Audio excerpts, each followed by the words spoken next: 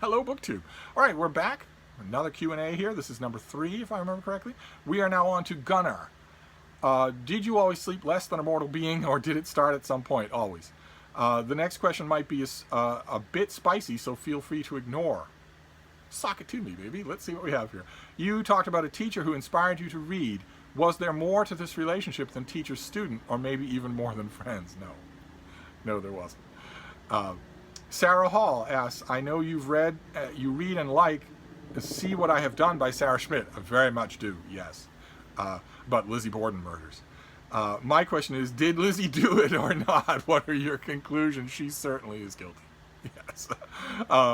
Troy Tangent asks, who is your favorite Boston comic, and why is it Stephen Wright? Not a big fan of stand-up comedy. Here, I'm going to say something to you and you're going to laugh. Now, things are funny. People are funny. Jokes? All right, well, let's see here. Giada di Cavalieri. Do you enjoy Samuel Beckett? Not at all. And that's gonna scandalize some of you on the west coast of Ireland, but no, I don't enjoy him at all. And any thoughts on the English novelist critic Gabriel Josipovici? Not sure how you pronounce that last name, but I love the author. Cognosco asks, who is your favorite character featured in an epic poem? Probably Hector from the Iliad. Perry Chang says, number 1, thoughts on Robert Silverberg as an editor. He's pretty good. He's pretty good. He's not anywhere near the top tier, but he's pretty good. And question number 2, between the Nebula and the Hugo, what is the better looking trophy? I have no idea what either one of them looks like. Link Joker says, question number 1, outside of Conan and his mighty thews, who are some of your other favorite sword and sorcery characters? I love Kull. Absolutely love Kull. Also Robert E. Howard. Number 2, what's your favorite book in Ovid's Metamorphoses? I don't have a favorite book inside Ovid's Metamorphoses. Question number 3, I know you've often said you read comics mainly for the art, but has there ever been a comic writer that would be enough to draw you in no matter which artist they were paired with? No. No. There's someone I like, but if they have a bad artist, I'm not going to read them. Let's see here. Winifred Lee says, question, Virginia Woolf is the greatest ever essayist, critic, book reviewer. Who is the greatest of those professions, excluding Steve, currently living? Well, I don't know about greatest. There are a large number of people who do a really good job. Of course, this would be a perfect opportunity for me to point out the contemporary fiction criticism that occurs every week in the Wall Street Journal by someone named, what is it again? Sam Sachs. He is a very, very wise critic. Not just sharp, but wise. And that's rare. I don't know that alone is worth he's behind a paywall. Like a lot of my stuff, he's behind a paywall. So I'm not sure that is enough to justify you subscribing to the Journal, especially since they're raving, frothing at the mouth, fascistic right wing. And a lot of the rest of their content might not appeal to you. But like the best raving, fascistic, left or right wing political periodicals, they draw a hard and fast line between the front of the book and the back of the book. Their book criticism, their book coverage section for the last 15 years has been great. So I would recommend Sam Sachs for contemporary fiction, just the stuff that I don't particularly like to read. Let's see here. Wayne Wilkinson says, are you aware of a modern English language biography of Baron Friedrich Wilhelm von Steuben? Those of you who don't know, Baron von Steuben was first of all, the claim to Baron is a little bit on the shaky side, but he, knowing almost no English, came to the American forces during the American Revolution at Valley Forge and tried to instill some sort of European discipline on them. Here is how you load your rifle. Here is the economic way to do it. Here is how you break down the loading up of rifles so that some of you are in one step, others of you are in another, and then another batch of you are finished and ready to go. And that just rotates along so that you can keep up a constant fire. Here is how you drill. Here is basic camp discipline. It was actually very, very useful to the fledgling American army that didn't know any of those things. But anyway, I can only find older sources or ones that narrowly focus on his time in the American Revolution. He did nothing important outside of his time in the American Revolution. I know that that's often the way with Revolutionary era biographies. They like to say, well, and then he went on to I don't know, create his own postage stamp. Now, if you're going to read about Baron von Steuben, you're going to read about him in the American Revolution. People step onto the stage of history, usually, for only a very brief time for a very specific reason. And along those lines, I would recommend The Drill Master of Valley Forge by Paul Lockhart, who is the brother of Keith Lockhart, the music director of the Boston Pops, right here in Boston, who's a heck of a guy. And The Drill Master of Valley Forge will give you plenty. It'll give you all that you need to know about Baron von Steuben's life other than the time that he was famous. But it will also tell you all about that time. So I recommend that book. Z. Maxwell says, what do you think of Sarah Orne Jewett? I love her. I have encountered a lot of resistance on that opinion. People that say she's just boring. And I don't 100% know if I love her because of her or because my friend Deb loves her, and maybe that has just sort of clouded my judgment. I don't know 100%, but I think I'm right. I think I'm right that I love her on her own for her own merits. And Z. Maxwell also asked, Alison Weir and Antonia Fraser both seem to have written several biographies on the same subjects. Yes. Yes.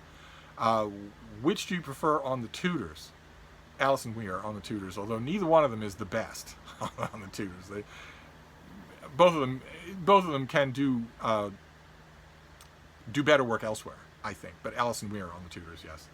And I'm not sure that Antonia Fraser is the person that you have in mind here for this question. I think you might mean Carolee Erickson. Because Antonia Fraser didn't really do a lot of writing on the Tudors, so I'm not sure. Antonia Fraser is a better historian than Alison Weir, just in general. But all the books I would recommend to you are not connected to the Tudors. Let's see here. Mary Tumulty asks, let's see here. Question number 1. Please share your thoughts on Theodore Dreiser and especially his novel An American Tragedy. I love Dreiser and I love An American Tragedy, but he is a definite acquired taste. He is a stodgy writer. And question number 2. Is Don Powell a writer you would recommend? I would recommend Don Powell, yes. I wouldn't recommend Don Powell ahead of every other living being who's ever existed, as people have done ever since that one Gore Vidal essay, that one essay that had everybody saying, oh yes, oh Don Powell, oh absolutely, always been the greatest thing. Oh yes, I heard she wrote the Old Testament. I recommend a couple of her books are quite good, but not this. Let's reinvent the wheel. Let's see here. Isaiah Armstrong asks, what are your thoughts on stream of consciousness writing? Do you think it's an effective way to write a novel? No, of course not. What do you like about Virginia Woolf's stream of consciousness style in Mrs. Dalloway versus William Faulkner's stream of consciousness style in The Sound and the Fury? I would argue that what's going on in Virginia Woolf is not really stream of consciousness, not as I understand the term. I, of course, prefer Mrs. Dalloway to The Sound and the Fury. PHXSNS1 has a bunch of questions. Number 1, what do you think of Ursula Le Guin's Always Coming Home? A good minor work. Number 2, what do you think of William T. Vollmann?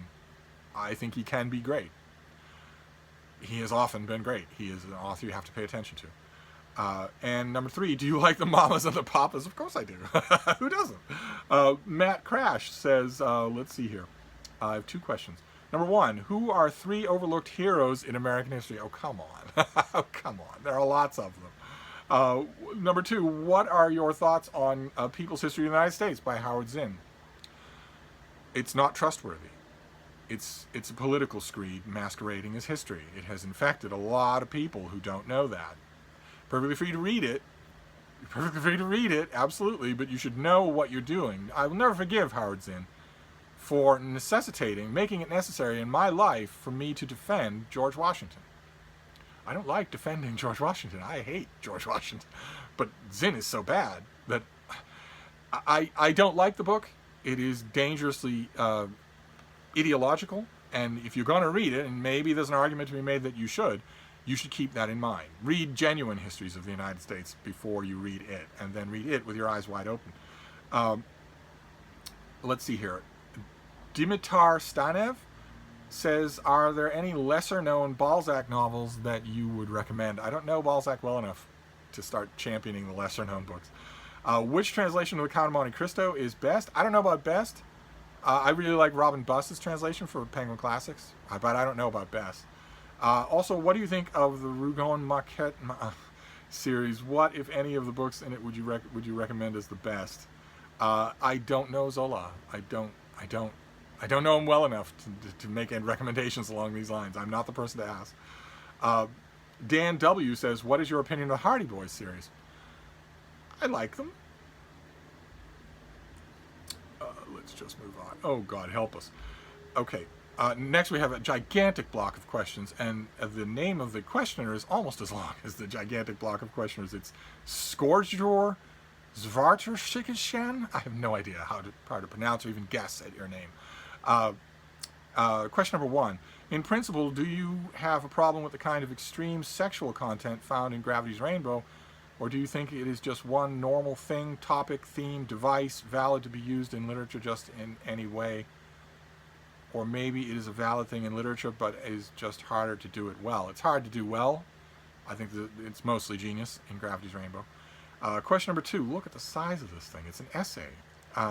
What do you think of Umberto Eco's approach of writing the beginning of his novels in a way that is barely readable? Because, as he said when some of his friends told him before publication of the name of the beginning of the rose was hard to read, quote, the reader has to go through a penance. The reader has to prove he is worthy of reading my book. And if you can't, that is fine. Go, my novel is not for you, close quote. And do you think of the people who scorn Eco, saying that because of that and other things, especially his usage of many different languages and long sentences, he is elitist, arrogant, and pretentious? Eco is one of my favorite novelists, and personally I just think those people are just lazy and don't care to put effort into improving themselves to arrive at a book level and the effort in cracking it, and instead they just want all books to be written in a way so that average idiot can read it without putting in any effort. Okay, this draws a perfect distinction between what belongs in a Q&A and what belongs in an email to me. That took 15 minutes to read. I don't agree with... I have heard similar sentiments like that from Eco, from Umberto Eco, and a couple of other people, and I don't agree with them. If you're a writer who's putting your readers to the test to prove that they're worthy, you deserve to have no readers, in my opinion. That's a very arrogant and condescending thing to do. It's one thing if your work is going to be difficult on its own, like Thomas Pynchon. It's another thing if you're going to make it difficult in order to test your readers to make sure they're worthy of you. If you're going to do that, you can take a long walk off a short pier. I do appreciate Umberto Eco. I really like his work, generally speaking. But I hate that attitude. I hate that attitude. Writing is too... Anyway, question number 3 is not quite as long. It's still a block paragraph. Yesterday I was reading some of the nonfiction by Fernando Pessoa, and an essay on European literature I found interesting thing he wrote, quote, when it comes to modern European languages, there are only 3 left that are scientific: English, French, and German. Only 2 that are literary, English and Italian, and 3 that are imperial, English, Spanish, and Portuguese. And we can see that the English is the only one that is all scientific, literary, and imperial, close quote. Any commentary, thoughts, a rant maybe. It's dumb. It's a dumb thing to say. It doesn't require a rant. It's just self-evidently stupid.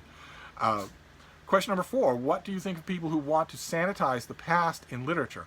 For example, saying a book from the 19th century is bad and we shouldn't read it because it uses the N-word freely, or that if someone today writes a novel about that era, they shouldn't use that word. What do I think of those people?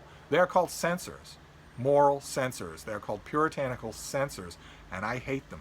They want a totalitarian world in which no one writes anything without their approval, and they have made large inroads towards that world. They are largely successful.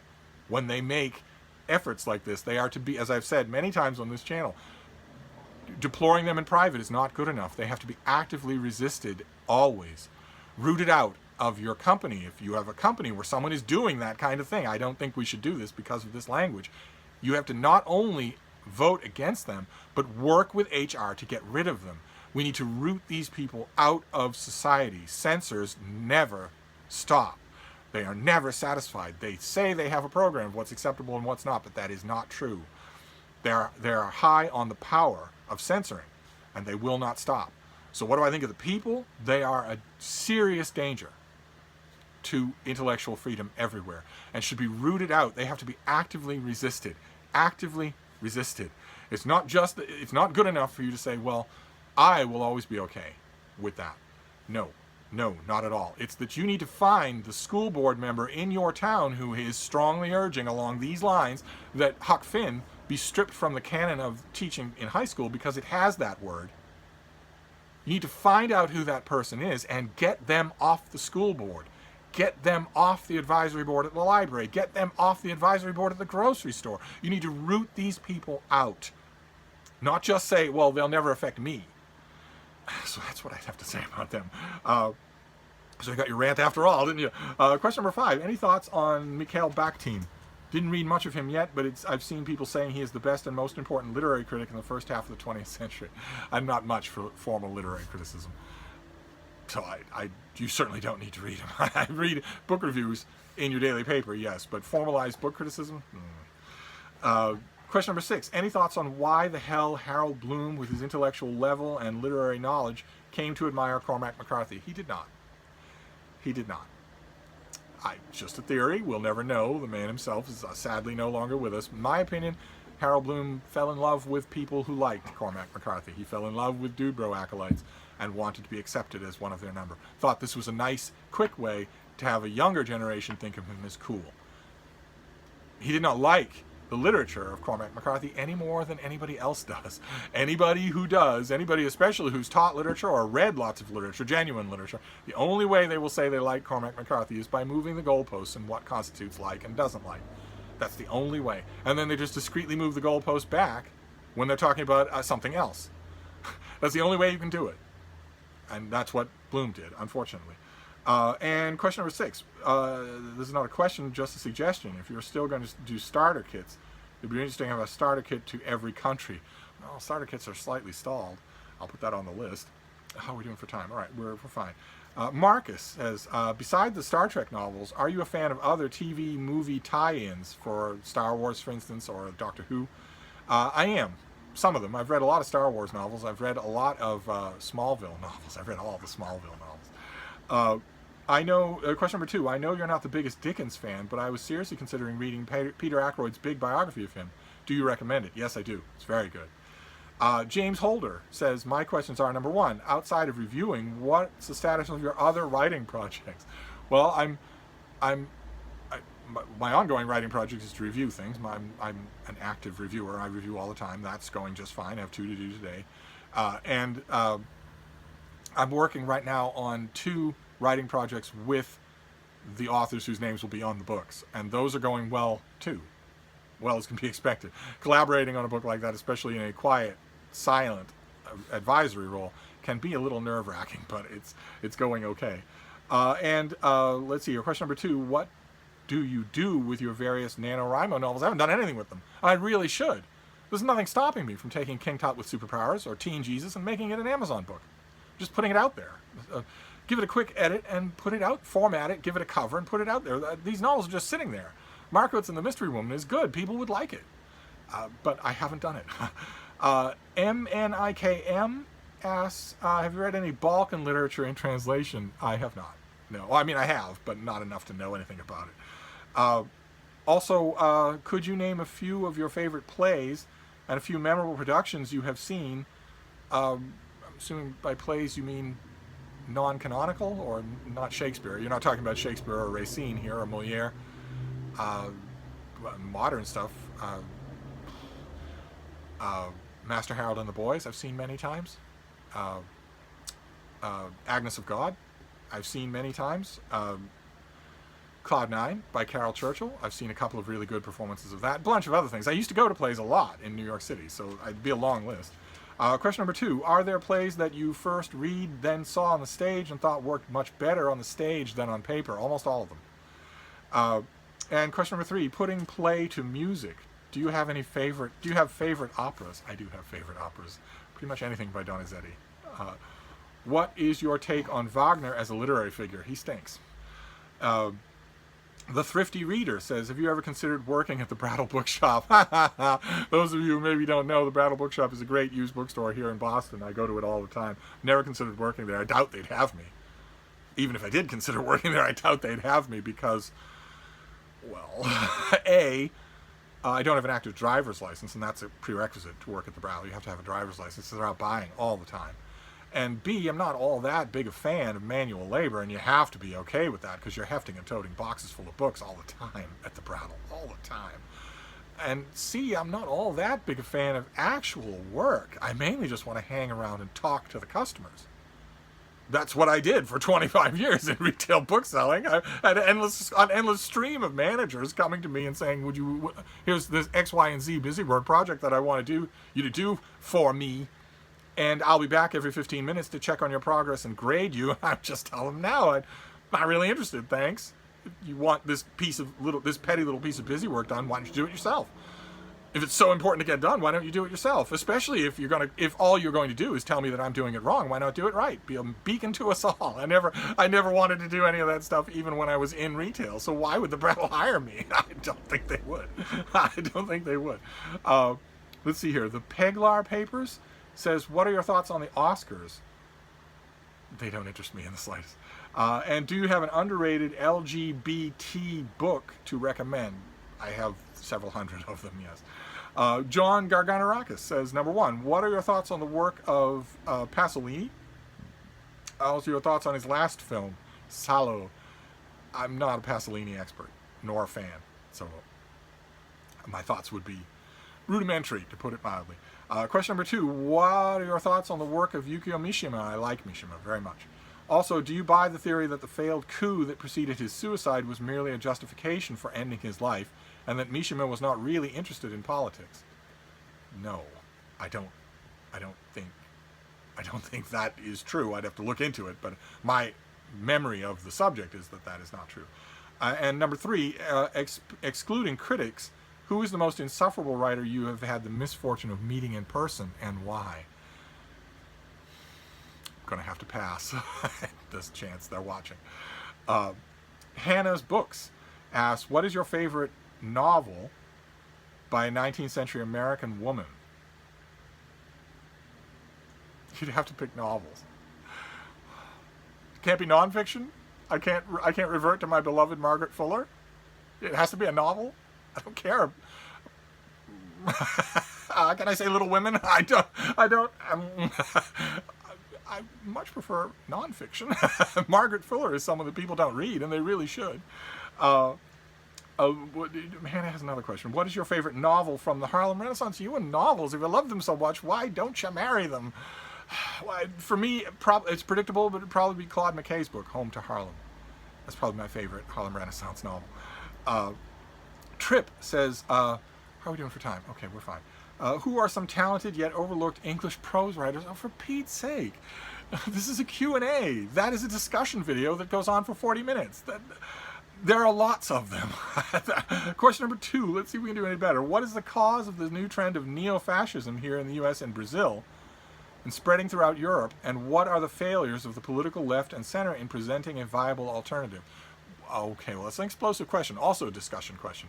The failure of the left is that they're no more appealing. The left is horrible. It's populated by horrible people. Horrible people. People who want to cancel you. People who want to mob you. People who want to censor you. People who want to segregate you by skin color. The left is full of horrible, horrible people. So they're not presenting a very attractive alternative to the radical, what did you call it?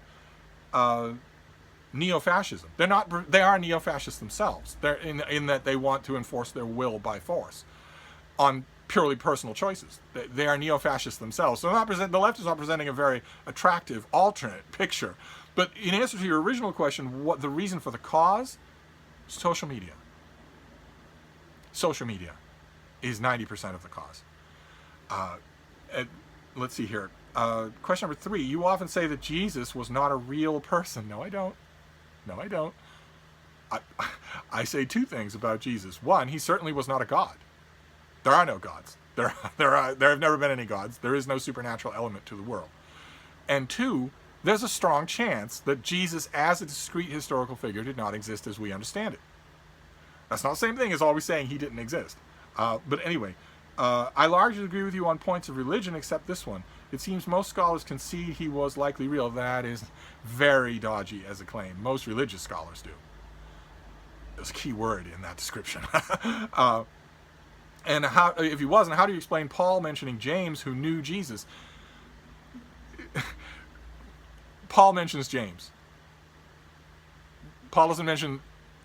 We don't have any... you're drawing a chain there that is fraudulent, is what I'm saying. Paul mentions James, who knew Jesus. Who says that James knew Jesus? And who says it's the Jesus that you're talking about? And what difference does it make that what Paul says, since Paul is not part of the chain and never met Jesus? So it's stuff like that. And keep in mind, all of that stuff, all of the references that you are using here are millennia vetted religious documents, so they are inherently suspect. They inherently cannot be used to make a case for historicity. But anyway, do you go on from there? Wouldn't Occam's razor suggest that Jesus was indeed real? I believe, this is a subject for a whole video, but I believe that what Occam's razor would suggest is that Jesus is not so much real as necessary. That you need a Jesus figure, and you just need to figure out what that Jesus figure needs to be. But in terms of going back in time, a theoretical Vulcan Science Academy has determined that time travel is impossible. But let's say you could go back in time. Actually meeting a radical rabbi named Jesus, I'm not sure that that would be possible. I'm not sure that person would exist. There are all kinds of problems in the documents that we have, which are explicitly religious, but even so, there's the question that the fact that this figure, who had thousands of people following him and was curing the dead, doesn't exist outside of religious documents. That's one thing that ought to raise enormous red flags. But on top of that, the criteria seems to shift. Everything that we have from this person is millennia vetted religious documents, which we have for Zeus as well. But nobody is saying, well, wouldn't Occam's razor suggest that if this guy is mentioned all the time in Ovid and Homer, that he must have existed? It's a subject for another video. The historicity of Jesus is a fascinating subject. But to put it mildly, just to answer your question, I don't believe that the chain of causation that you're talking about here, from Paul to James to Jesus, exists or would mean anything if it did. So, but again, I don't always say that Jesus didn't exist. The main thing I say about Jesus is that he wasn't a supernatural being. He didn't have superpowers. He wasn't a god, even if he did exist. But anyway, let's see here. Nath's Bookish Thoughts says, how many languages do you know, and what languages have you used the most? You specifically says that I'm not to mention English. Probably it would be Italian after that. Follow-up questions: what language was most difficult to learn, and what language was most rewarding to do so? Most difficult to learn is probably German, and most rewarding would be, to the limited extent that I know German, would be reward there, especially since there's a huge amount of absolutely great scholarship that exists in German. A huge amount of it hasn't been translated for 100 years, 150 years. So. Final question. If I remember correctly, Metamorphoses is your favorite book, but what is your favorite work from ancient Greece? The Iliad. IDIC Warrior, well-known troublemaker. Can you name your top 3 favorite episodes of each Star Trek series you have watched? OMG. All right, let's give this a try. Star Trek, the original series. Amok Time.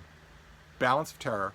And City on the Edge of Forever, which is not only the best Star Trek the original series episode, but the best Star Trek episode of any incarnation that's ever been done. Then what do we do next here? Is Next Generation. I would use the episode Brothers, where we meet Picard's brother. I would use the episode Darmok, where we Paul Winfield, the great Paul Winfield, plays an alien captain.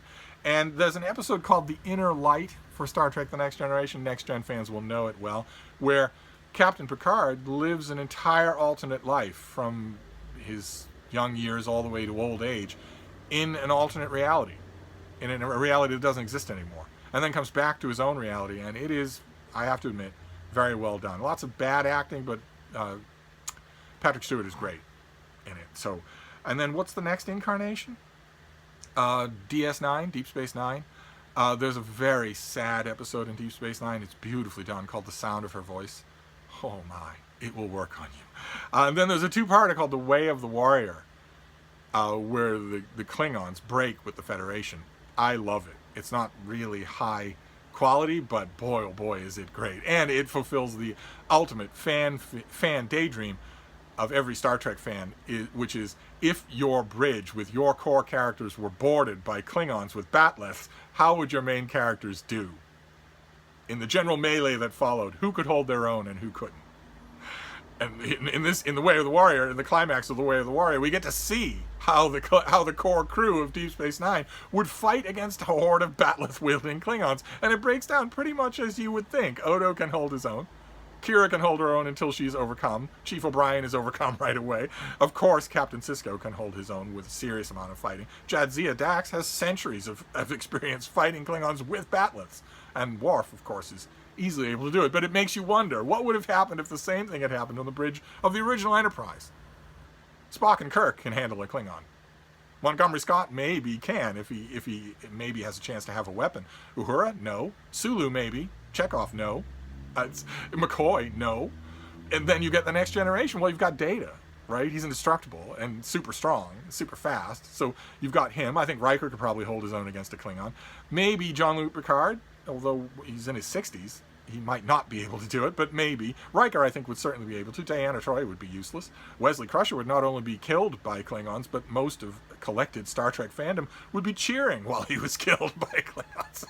And you've got Worf on the bridge of the Enterprise D as well, and he could handle his own then too. And you move on from there to every other show. But where we're Deep Space Nine, the other one, the greatest episode of Deep Space Nine is something called In the Pale Moonlight.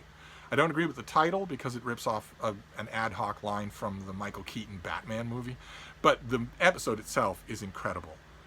The episode itself is amazing. It shows you Avery Brooks in a way that you won't get in most of the rest of Deep Space Nine. This guy's a serious actor, and you won't get a lot of that. But in The Pale Moonlight, you will. It's the best Deep Space Nine episode. Then what would be the next incarnation? Voyager. There's a great Voyager episode called Deadlock, where a spatial anomaly causes two conjoined Voyagers to exist with identical crew.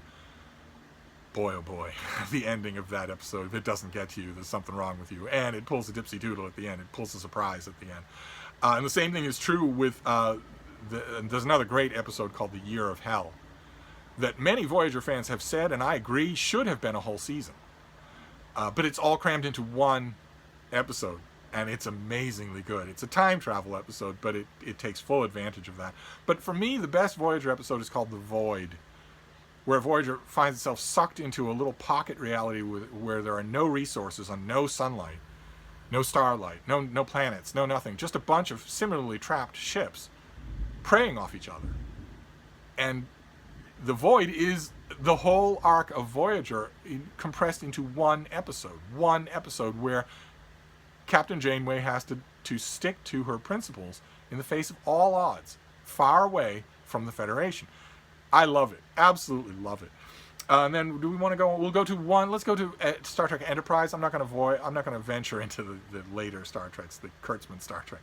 So we'll just do Star Trek Enterprise. The first one I would pick is Silent Enemy, an episode where the new Starship Enterprise, which is just launched from Earth, encounters a hostile alien species. And it's a believable alien species because they're not talking English. They're not dressed in outlandish costumes. They don't want anything except to just take the Enterprise. And there's a great sequence in Silent Enemy where the Enterprise and Captain Archer learn on the fly what phase cannons can do. It's a classic way to learn. They learn in battle what phase cannons can do if you really let them loose, and it saves the day. And it reminds me of a classic line from Jim Kirk in the original Star Trek, where one of his tossed off lines that I love so much, where he says, "Test it in combat." But in terms of Star Trek Enterprise, there's also Carbon Creek, where Subcommander T'Pol tells Trip and Archer a story about Vulcans stranded on Earth. And there's a neat bit of ambiguity in the story because it's possible that T'Pol is talking about herself. It's possible that she is the character in that story, even though it takes place a century ago. And that might be a kind of a soft introduction to continuity, that Vulcans live a very long time. I like to read it that way. It's a little bit ambiguous, and I think Star Trek canon has moved on to say that is not the case, that it was her grandmother or something like that. I like to think of it, I like to read it as that she's talking about herself. But my favorite Enterprise episode is Dear Doctor, a meditation on the Prime Directive before the Prime Directive exists that is very well done. And John Billingsley as Dr. Phlox is the best actor on Enterprise, and he really shows it in that episode. And then, oh no, we're out of time. Oh no, but all right, there's a follow-up here. Where you ask, your son Ethan has a question. On my many travels, when was an instance when I thought, oh, I'm dead? Like the most dangerous situation. And you would think, Ethan, you would think that, considering all my travels, you would think that that would be confronting, for instance, you're in a canoe when you are overturned by a hippo in Africa. Hippos are very dangerous and very fast. Or a crocodile anywhere in Egypt. Or something like that. Or even a charging elephant. But no. Universally, the times when I thought, I'm dead, were all at human hands. Bored, drunk teenagers with Kalashnikovs, with rifles, who just were racist, didn't like the fact that I was white, thought they might entertain themselves, caught me at a border, something like that. Far away from any accountability. Just shoot the person, dump the body on the open savannah. There'll be nothing but picked bones in a day, and after that, the hyenas will get it. Hyenas can eat bones. So there won't be anything left at all. No accountability whatsoever. Those were the times when I was most afraid. Not 30-foot seas in the North Atlantic, not wild animals, but humans with guns. So I'm going to wrap this up there, and we'll move straight on. Thank you.